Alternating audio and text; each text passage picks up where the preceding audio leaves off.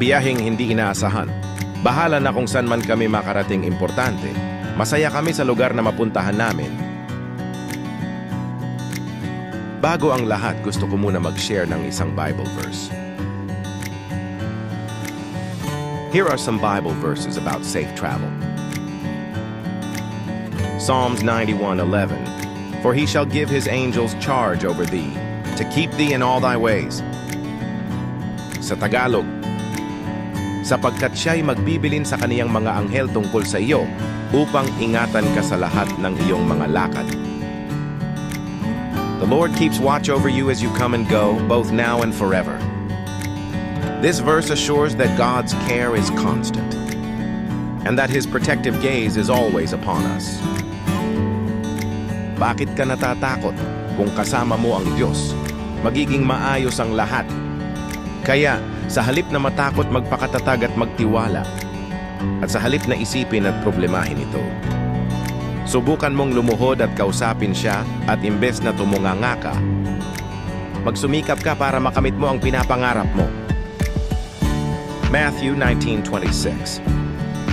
But Jesus beheld them and said unto them, with men this is impossible, but with God all things are possible.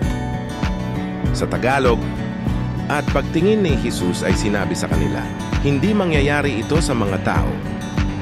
Tatapuat sa Diyos ang lahat ng mga bagay ay mangyayari.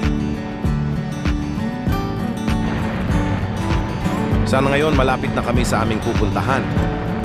Sa Mag-Asofo, may kalayuan man ito sa amin sa Capiz, dahil binyahin namin mula Capiz hanggang Kabangkalan, Negros Occidental para mapuntahan ang beautiful God creation, together with my brother and sister in Christ.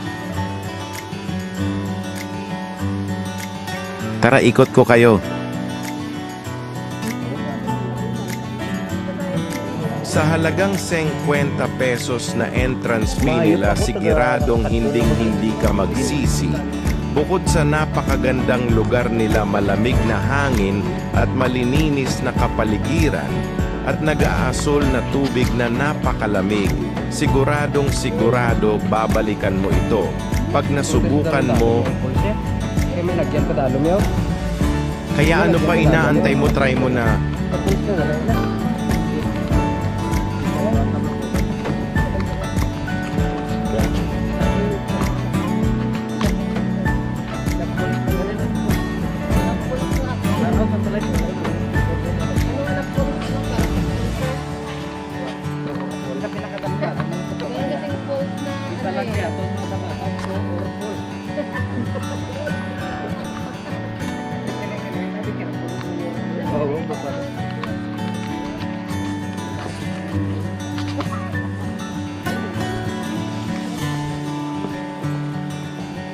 Diretso lang mo, sir, ma'am. Diretso lang.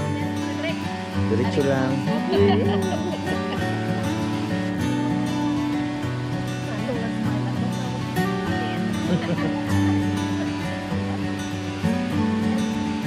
Magsubong mo ng galisan. Hindi na ako magbalik. What?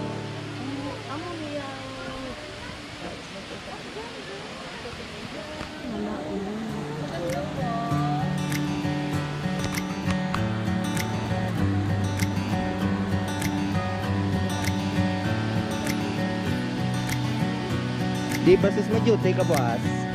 Pwede ka na puli.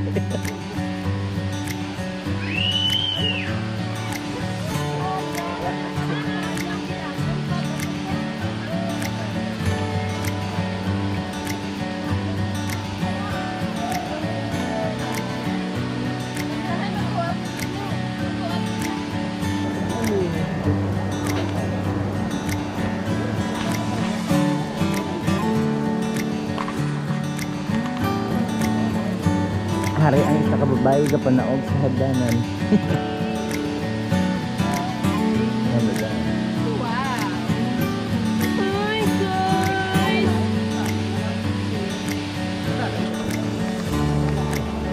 So, ari kami dito bong sa Bisuman. Sa Falls or Truth.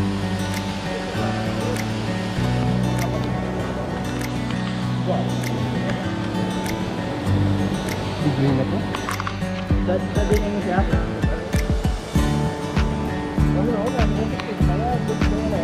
Sa halagang 50, ayawan ka na.